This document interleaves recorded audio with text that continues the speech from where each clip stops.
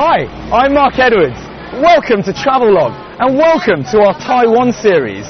In this episode, we're going to be taking in a little bit of culture and a little bit of history as we head from central Taiwan all the way down to the southernmost tip, taking in Tainan and Kaohsiung on the way. We're lucky enough today to be at the largest, and I've been told, the wildest religious festival in the whole of Taiwan. That is the Mazu pilgrimage. You see people all around me, and actually I'm going to go and walk in towards the temple and the fireworks. Let's go and have a look. Beigang is our hotspot destination to take in this once-in-a-lifetime experience. To be precise, we're heading to the lively Chaotian Temple, also known as the Palace Facing Heaven. Visited by no fewer than 3 million people every year, this is one of Taiwan's most important religious sites. Its fame rests on something it was built to enshrine, an image of the goddess Mazu, the goddess of the sea who protects seafaring people. Brought to Beigang in the 17th century, it's been worshipped here ever since. And all this veneration is hardly surprising when you take in that the island's been so dependent on fishing and immigration from across the sea.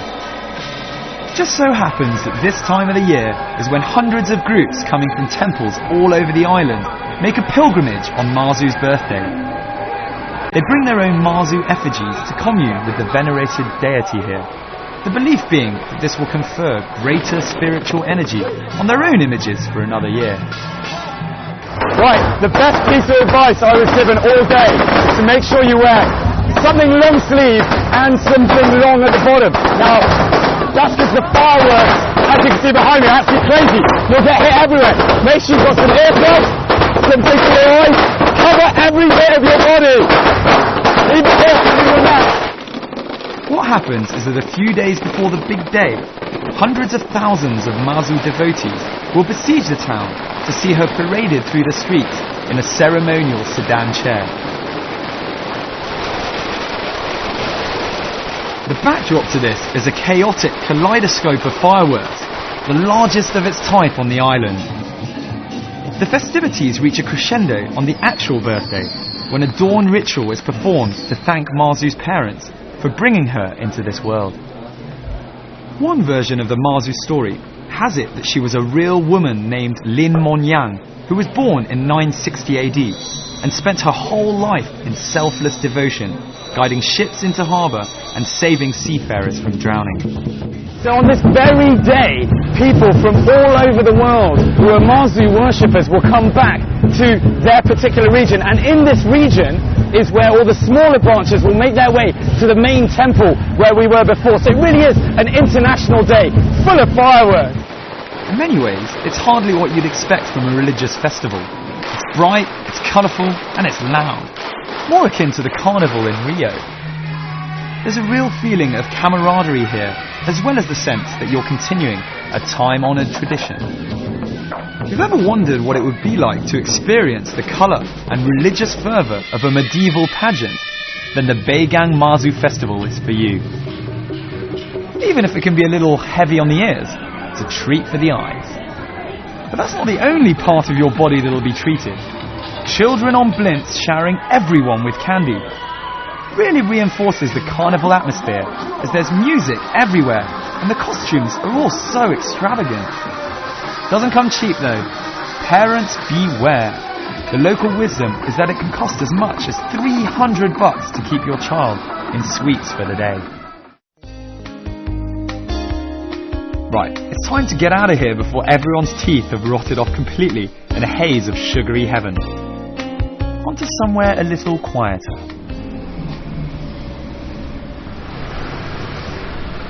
So I finally managed to rip myself away from all the fun and craziness at the Mazu pilgrimage in Beigang, and I've headed down south an hour to Tainan, which is the oldest city in the whole of Taiwan. It's got around 400 years of history, and I've been told that tradition permeates the entire place.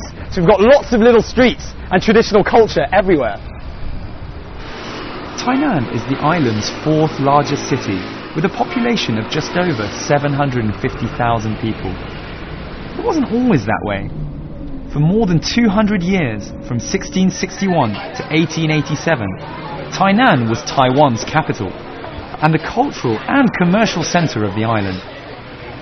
These days, Tainan is regarded as one of Taiwan's most socially progressive cities. Modern, but clean and cultured, where a 21st century social scene is combined with deep respect for history and tradition. Just lose yourself in the maze of narrow lanes, courtyards and garden walls that embrace hundreds of shrines and temples, and you'll quite literally be able to touch history. So I'm actually touching a piece of Taiwan history right here. This is the oldest wall on the whole of the island and was built in 1624 by early Dutch settlers when they came here and built the castle named Fort Zeelandia, which is just up ahead, so I'm going to go and have a look. Anping is the oldest part of Tainan. It's also one of the oldest non-indigenous settlements on Taiwan. Back in 1624, it was where the Dutch established a settlement that they called Fort Zeelandia. But their stay was only brief, because 38 years later, Koxinga turned up and drove them out. Koxinga, also known as Zheng Chenggong, was a Ming dynasty general who landed here with 25,000 soldiers, and is generally recognized as kick-starting a Chinese cultural renaissance on the island. He's eulogized as the only Han general to inflict a major defeat on a colonial Western power. Another tribute to this much-admired hero is found at the Chukkan Towers, which served as Koxinga's first headquarters. But boring admin centre it is not. It's a pleasant compound with delicate streams and gardens to relax you. Within, you can see a fine visual representation of Koxinga sailing across the Taiwan Strait. But it's not all about war. It became an international business port soon after, and you can still see some of the remains today.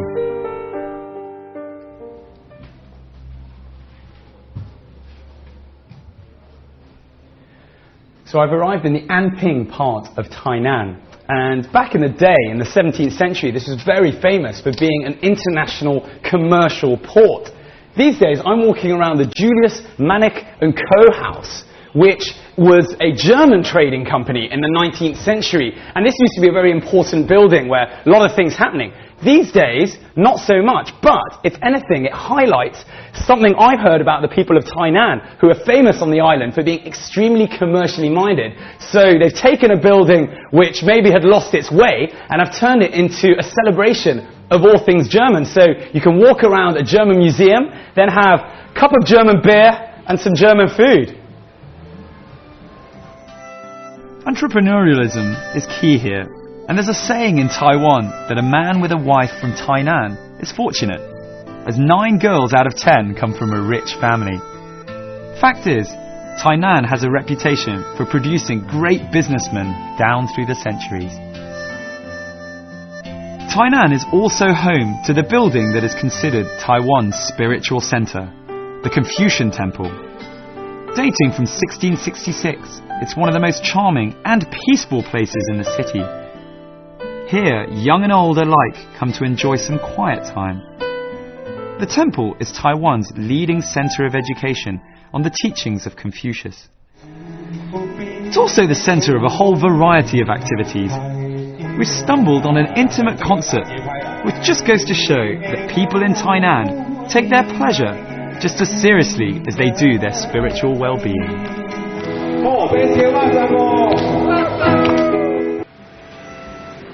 Right, our next stop is Meinong, and it holds out the lure of some Hakka culture.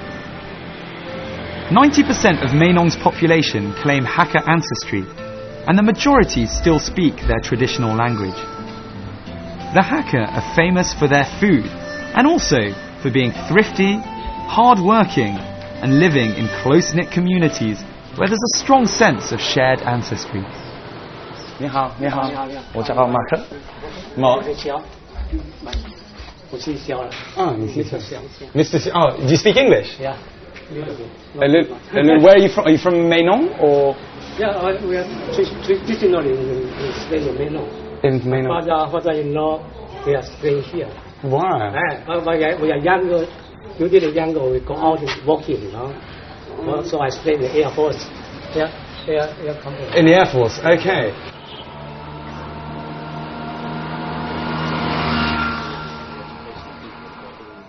A traditional Hakka village is formed of numerous three-sided houses with a front wall, creating a compound. Each family compound will have an ancestral hall, come meeting hall. It's dedicated to worshipping the family's ancestors. These halls are a token of just how much tradition permeates everyday life here, and if anything, is a perfect exemplification of the importance that Hakka people place on the family, whether alive or dead.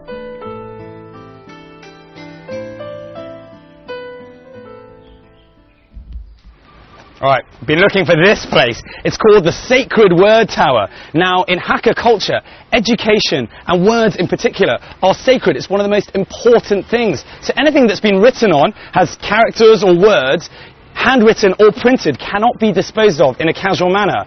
When in Rome, do like the Romans, so this is yesterday's schedule, don't need it. Dispose of it the Hakka style.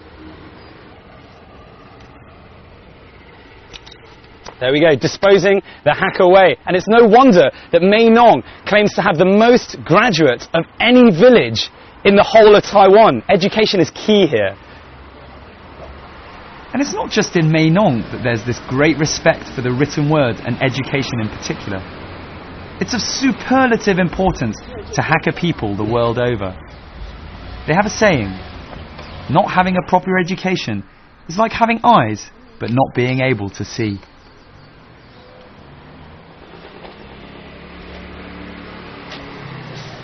Right. Yeah, I think I've got the right place. Whenever you come to the slightly less well-known villages like this one, bring a little guidebook. It's very useful. I found number 177. Let's go and have a look. 哎，你好，你好，这个是谁进来的商店吗？你很有名，在我的书，是你的名字，所以猜不清楚，但是是你的名字，所以我来看，见过你。 Master tailor Shin Ji-lai was born in 1909. In 1930, he opened this shop, making traditional blue Hakka clothes. He passed on all of his expertise to his son and daughter-in-law, who are continuing the business. And it's a splendid way of keeping tradition alive. Much of the appeal is in the symbolism, which is inextricably linked to the way the clothes are designed, as the owner explains.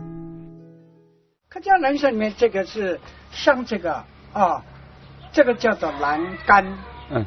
栏杆里面它有3个吉祥物，第一个是太阳，第二个是蝴蝶，第3个是松柏。太阳，它本身就是告诫我们的子孙，就是入出而作，入肉而息。蝴蝶它本身是围绕在我们身边最美丽的动物。 蝴蝶它本身它也是象征的一个生命力的周延，松柏树就是坚韧不拔那个精神。 Another of Mae Nong's claims to fame is the exquisite oil paper parasols made here in their traditional Hakka cultural village. It originated in 1924, where local folklore has it that a Mae Nong businessman visiting the Hakka stronghold of Chaozhou in Guangdong province came across a small shop selling umbrellas. Impressed by what he saw on display, he brought this form of Hakka culture back to Mae Nong. The character for umbrella in Chinese somewhat typifies the Hakka way. You can spot a family living happily together. To this day, mostly thanks to being a good gift, the Hakka umbrella culture still lives on. Finally, it's time to head to the sea. Kaohsiung, Taiwan's second city, is 40 kilometers southwest of Mae Nong. It's also the island's major international seaport and one of the largest container ports in the world. Talk about a city of superlatives. Thanks to its fortuitous location by the sea, people in Kaohsiung enjoy a very relaxed lifestyle. And it's little wonder that the city, with its palpably laid-back feel, has become such a place of fun and romance. Make sure you don't miss the beautiful sunset. may also want to score some easy points with your better half by soaking up the romantic atmosphere on the many promenades dotted around the city.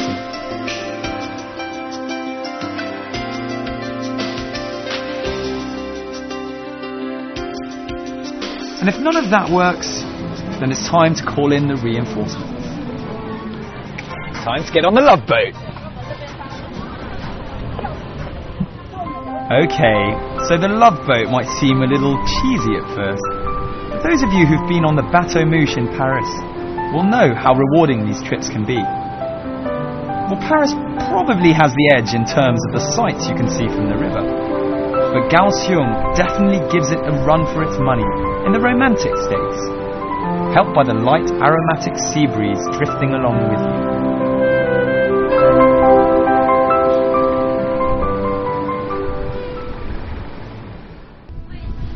Right, enough of the romance. It's time to get stuck into the best thing about being in the sea: seafood. We head a little south to the frenetic fishing port of Donggan, which is most famous for its formidable annual haul of the highly prized Pacific bluefin tuna. If you're here in May or June, you can catch the annual Bluefin Tuna Cultural Festival. Don't be misled by the name. The festival offers you the chance to sample a whole range of marine specialities. In Donggan, we're talking a real fish lover's heaven.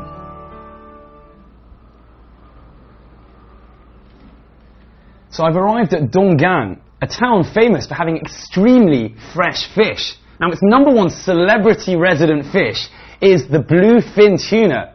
Might not mean a huge amount to any of you, but to sushi and sashimi aficionados, it should ring a bell. That's because that's where toro sashimi comes from the underbelly of the fish. And if you have a quick look here, it's an extremely expensive Japanese delicacy, and one of these slices will set you back $9 or $10 US. But I don't think there's anything wrong with some guiltless eating.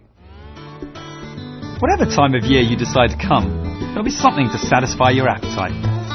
Don't miss out on the toro sashimi, one of the town's 3 treasures of the sea. The other 2 are the Sakura shrimp fried rice, one of Donggan's signature dishes, and the oilfish, whose roe is baked into delicate cakes. Above all, there's a little something for everyone. Time to head on to Kenting. You've seen the sea, you've smelt the sea. Now the sea is right here for you to try.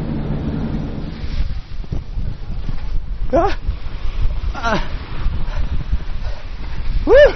So I finally made it down to Kenting. And, you know, I was in Kaohsiung before, I could see the sea, couldn't quite touch it. Here, this is the island's premier sand, beach, sea resort, and I'm going to go for a dip, see what it's like.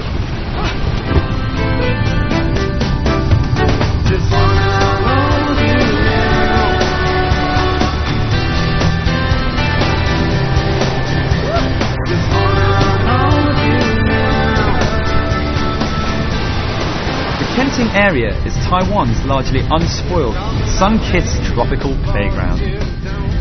The sun shines on more days here than in the north. And even when it does rain, the clouds drop their load, move on quickly, and the sun comes back out again, and the fun continues. This happy, lively place is Taiwan's most popular summer resort.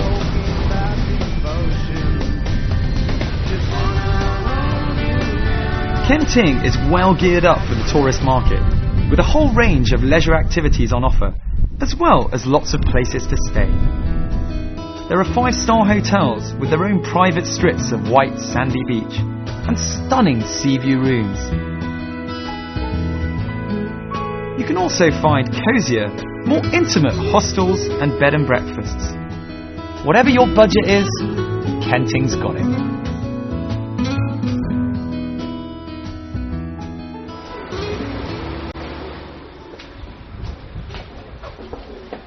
Hi, 你好，我订一个房间，我叫Mark，马克。你今天住的是船屋，在最顶楼。哦，是在外。Okay. So she's going to show me to my room. It's just upstairs. I've arrived at the Xiaojing, which means literally little lane hostel. I did my research, looked for something that was slightly more homely in Kenting, and from what I can see right here, I found the place I wanted. Let's go upstairs. In 2008, this was the most popular hostel in Taiwan. There's also a lovely little story about how the owner came to be here. She'd spent her whole life dreaming of living by the sea. Then one day, her boyfriend brought her here. He asked her to marry him and gave her the deeds to this property. He'd been spending all his time away, pretending to be on business, whilst looking for her dream house. So all you would-be Romeos take note. That's how it's done. Wow. 喜欢吗？哇，我特喜欢，特好看，很可爱。你今天晚上住这里哦。这个是我自己的自己的洗手间。洗手间。Wow, okay, well, hopefully the pictures talk for themselves, but I've been to a lot of hostels in my time, and this one is definitely right up there. I mean, I've got a bed that's shaped like a boat. How cool is that? I've got a flat screen TV and my own bathroom. Kenting isn't just about the sea and the sand. It also offers exotic flora and fauna, as well as stunning views and dramatic geographical formations. Make sure you don't miss out on the mountains. So I'm with my friend over here, my buddy Ping Ge, and he's the guy from the Jeep shop, and he's here to make sure, because it's slightly different driving one of these Jeeps, make sure I'm okay with all of the maneuvers and the controls and I don't hurt myself. And also, he's able to tell me all of the cool little places to go to in town around Kenting here. So we've just been up to a mountain and we're heading down to the sea in a second. So I'll see you down there, right? This part of Taiwan is the one that is furthest removed from the stereotypical images of a heavily populated, highly industrialized island. As you ride your Jeep across a deserted beach or on a road with the sea as your companion and the sound of the waves as your music, you'll get a feel for what southern Taiwan is really about. Relaxing, exhilarating and eye-opening.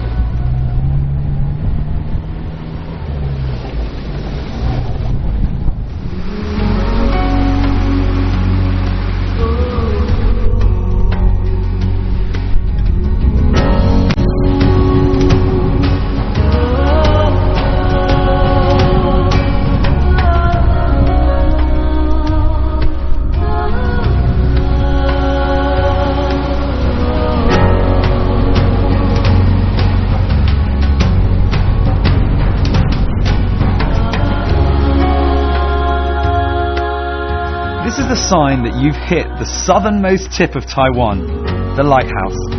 And it's the area that you'll really find very, very hard to leave. The food is delicious, the people are warm-hearted, and the scenery is magnificent. And of course, there are loads of beaches. There's not much else you could really ask for, except for an extension to your holiday.